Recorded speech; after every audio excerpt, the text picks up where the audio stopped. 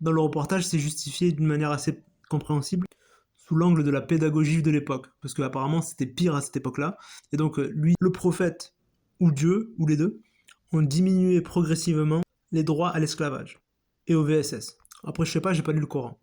Et je suis pas un spécialiste. Très bien, à l'aune des priorités féministes. Hein.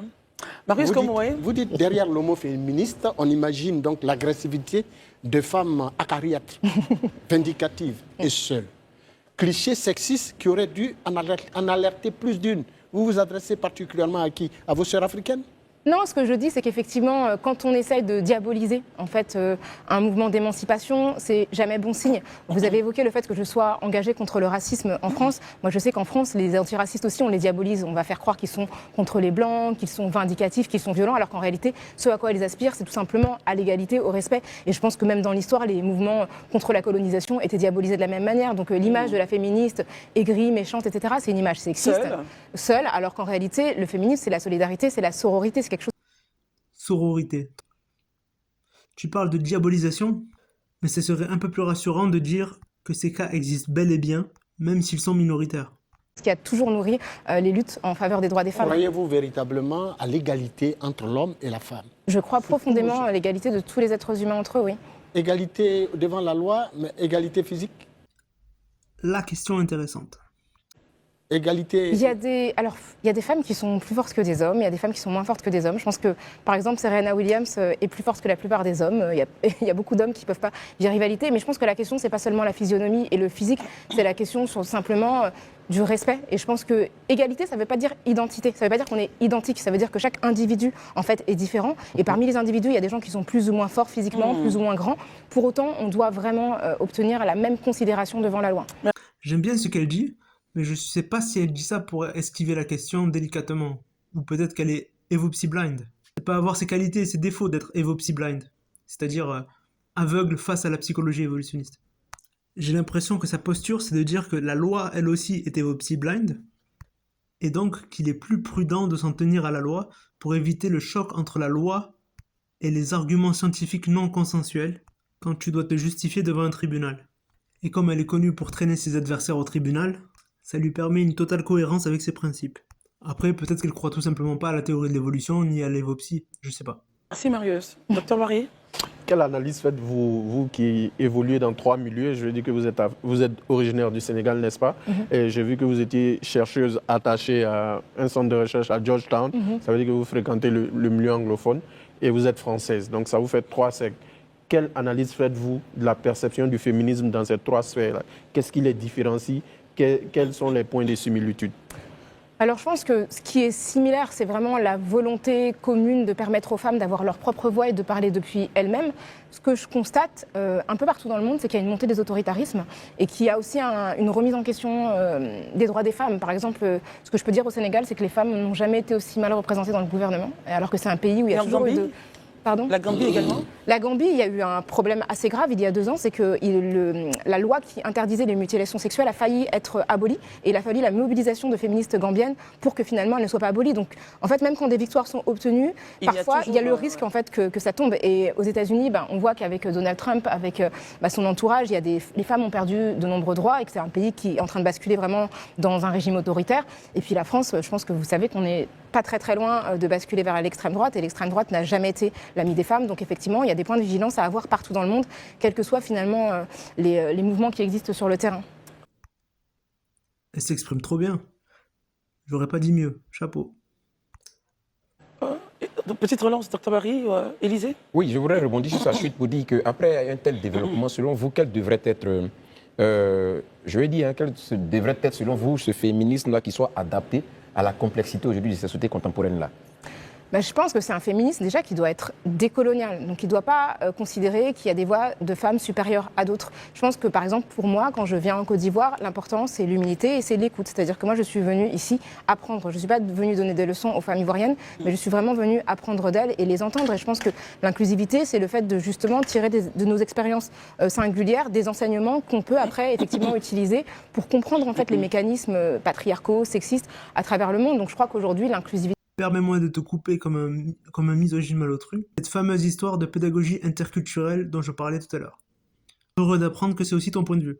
J'ai aussi lu dans votre bio en faisant la recherche sur vous que vous avez créé WORD, qui est donc la première école dédiée à la prise de parole en public. Pensez-vous que la prise de parole en public est importante dans notre société aujourd'hui? Si oui, pourquoi? Alors oui, effectivement, j'ai créé cette école de prise de parole en public il y a 3 ans parce que, comme vous l'avez dit, je prends la parole dans le public, je prends la parole dans le débat français depuis quelques années. Et ce que je constate, c'est que souvent, je suis une des seules femmes autour de la table et surtout, très très souvent, la seule personne noire. Et je me rends compte que pour les personnes non blanches, pour les femmes, c'est beaucoup plus difficile, il y a beaucoup plus de freins. Et moi, ce que je voulais transmettre, c'est ce que j'avais appris justement des moments où c'était un petit peu difficile de prendre la parole pour moi. Et on a effectivement fait des formations en France, en Suisse. Et c'est vrai que je suis très très intéressée par l'idée de transmettre et de partager en Afrique, sur le continent, parce que je crois que prendre la parole, prendre l'espace public, c'est aussi imposer des idées, et pour les femmes, c'est capital, c'est vraiment, vraiment fondamental. La question que je me pose, c'est est-ce stressant à cause du fait d'être souvent la seule noire sur les plateaux, ou bien est-ce satisfaisant du fait que tu plies le game la plupart du temps, malgré ce défaut? Revenons, Daouda, permettez, revenons un peu sur cette idée qui souvent fait hérisser les cheveux de plus d'un. L'autonomie corporelle pour la femme africaine, ça veut dire quoi dans le contexte du féminisme? Ah, on va avoir la réponse. Mais ça veut dire pouvoir librement disposer de son corps et puis surtout ne pas subir des contraintes. Après, on va dire les mots. Le mariage forcé, par exemple? Tout ce qui est contre la volonté des personnes, c'est-à-dire que les personnes doivent contracter de manière volontaire. Et le consentement, oui, effectivement, c'est important. Et après, évidemment, je pense aux agressions sexuelles et sexistes. Ça, c'est fondamental. Et je pense évidemment aux coups. Et parlons vraiment très, très clairement aux féminicides. Nous, Là, c'est plus clair.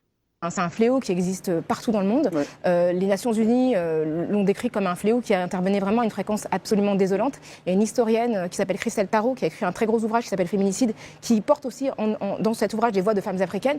Et elle considère que le féminicide, c'est le crime de propriétaire. C'est-à-dire qu'il y a des hommes qui considèrent qu'ils ont droit de propriété sur le corps des femmes.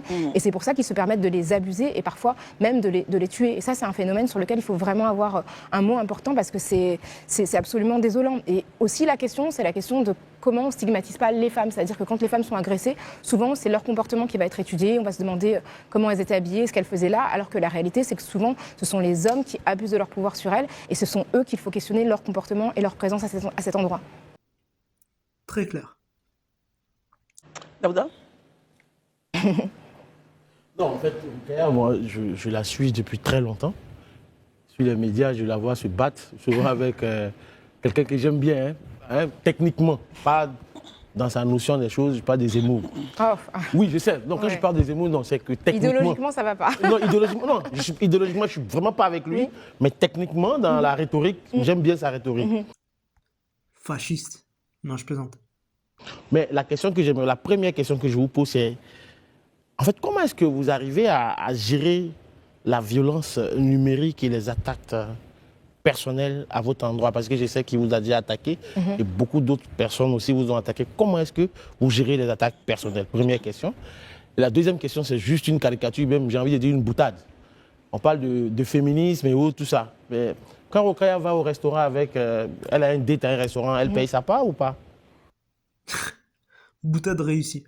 Je me demande s'il ne faudrait pas inventer un prêt bancaire spécialement pour les invitations au restaurant de la part de la jante masculine. Et le remboursement pourrait se faire à l'aide des prestations sociales au couple. Je dis ça spontanément, c'est peut-être débile, je sais pas.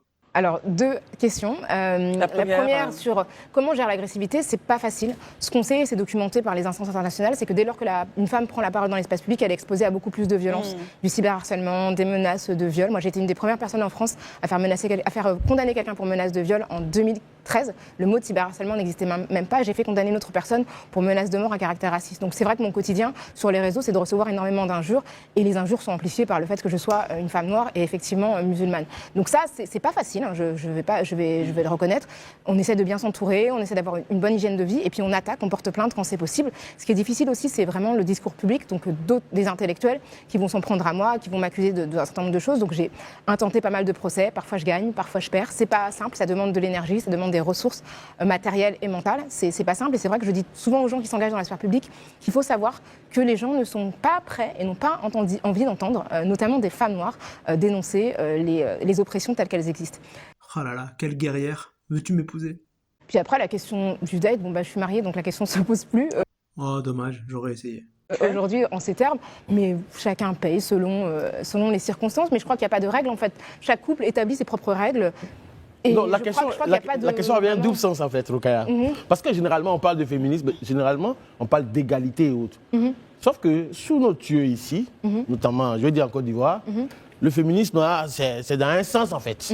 Et quand on parle d'égalité, on dit à diplôme égal, salaire égal. Donc quand on doit aussi aller pour payer, il faut qu'au moment de la paye, ça soit aussi égal. Sauf que généralement, dans notre société, dans la conception d'une certaine frange, je sais que Christelle me regarde mal, c'est pas bien grave, d'une frange de la société féminine, c'est que l'homme, il doit pratiquement tout payer. Et d'ailleurs, c'est un peu frustrant. Malheureusement, cette frange est la plus nombreuse. Bah, non, j'ai pas envie de... Je préfère être très nuancé. Vous avez des Je dis réclamations une frange Ça vous a mini- coûté cher Il y a des réclamations à faire. Il y a vous des avez demandé réclamations, en fait. remboursement, là. Oui, il y a un remboursement. Non, alors moi j'entends des femmes parfois, et je trouve que c'est très intéressant ce qu'elles ont à dire, c'est que parfois elles disent que préparer un date pour une femme ça coûte très cher. Ça coûte très cher parce que nous les femmes en fait, on est formatées, on est très encouragées à investir dans notre apparence physique. Et investir dans l'apparence, ça veut dire payer des vêtements, du maquillage, la coiffure, etc. etc. Et du coup il y a des femmes qui vont dire cet investissement-là, moi je considère qu'il doit être compensé parce que je fais des efforts pour me présenter d'une certaine manière dans un rendez-vous et qu'il n'y a pas de raison qu'en face cet effort ne soit pas compensé. C'est pas mal comme réponse. Mais les mecs ont tendance à s'investir au niveau des ressources. Mais comme tu es Evopsy Blind, je peux comprendre. Moi je pense qu'il faut tout entendre, que Est-ce tout que est ça, c'est discutable. objectif? Elle dit, tout objectif. doucement, messieurs, tout doucement. Elle dit, on doit tout Mais entendre. vous êtes marié. Marius, comment Qu'est-ce que est- vous avez à faire avec votre apparence extérieure? C'est une question que je me posais fut un temps. Mais en vrai, je comprends que ça soit misogyne. Parce qu'il y a des mecs qui sont mariés et qui vont quand même à la salle. Mais eux, tu leur fais pas la remarque. Parce que pour eux aussi, c'est inutile après le mariage d'aller à la salle. Est-ce que, enfin, parce que vous pensez en fait qu'on vit que notre apparence elle est uniquement pour les hommes. Marius, Vous pensez doucement. pas Moi, j'ai envie de me regarder et de me sentir bien. Non, mais vous voyez que tout de suite, vous avez sorti Non, mais de Marius, votre... Bah oui, mais- bah évidemment. hello. Non, mais en fait, on ne vit pas. En fait, ce qu'il faut savoir, c'est que les femmes ne vivent pas On a uniquement touché le côté à travers. féministe. Non, mais les femmes ne vivent pas uniquement à travers le regard des hommes. Donc, Elles vivent à travers leur propre propre regard, regard. le Non. regard de leur père. Moi, je le pense que regard ma de question a leur été maman. dévoyée par les petites nations pirates. Ce que je veux dire, c'est que ce que je dis est Voilà, documenté. allez-y. Ce que je dis est documenté. Le fait que les femmes investissent davantage d'argent pour conformer leur physique à des canons de beauté qui sont plus oppressants pour elles que pour les hommes, c'est certain. C'est-à-dire que le corps des femmes est beaucoup plus scruté et critiqué que celui des hommes. Hein. Dès qu'on apparaît sur la sphère publique, vous voyez les je veux dire, commentaires. c'est une femme.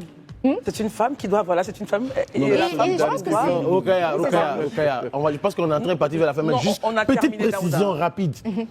On ne peut pas avoir le beurre, l'argent du beurre, On n'a sou pas de la, le beurre ni de- l'argent de du la beurre, crémière. là. Parce On n'y est pas que, encore. vous savez, il y a quelqu'un qui a dit en Côte d'Ivoire On n'y ici est pas, que monsieur. la main qui donne, c'est la main qui ordonne. Vous voulez recevoir, mais Merci après, vous beaucoup, ne voulez pas Daouda. que... Merci. Décomplexé. Pour l'instant, on n'est pas à égalité, donc on ne reçoit pas en fait ce qu'il En faut. Côte d'Ivoire, je pense qu'il y a égalité. La société Merci égalitaire beaucoup. même existe. Et Elle arrive à garder son calme. Oh là là, avec ce sourire. vous voyez, Inch'Allah, Rokaya, vous serez d'accord avec moi que sur ce plateau est l'exemple même de ce qui est décrié partout. Ils ont une vision assez... Étriquée. oui, Du tout, Oui. c'est le mot, du tout. étriquée. Et un peu plaintive. Étriquée. Vous Plaintive. plaignez beaucoup. Hein. Non, Élisée, nous sommes en souffrance. Non, Nous alors, sommes des Élisée, garçons s'il battus. vous plaît, mais c'est de ça qu'on parle. Il faut Nous sommes lutter. des hommes battus. Docteur Barrès, vous avez la Vous avez parole. l'air très bien portant tous. Hein. Élisée Bolubeu voulait dire un dernier mot. Je ne sais pas si on aura la capacité, mais c'est bon. il ne Ça veut va. pas avoir de Le problème. problème, c'est que nous, on sait Daouda, merci nous, on sait se beaucoup, calmer, on ne se messieurs. plaint pas beaucoup. Merci beaucoup, messieurs. Vous avez tous sauté sur les côtes, vous n'êtes pas du tout calme.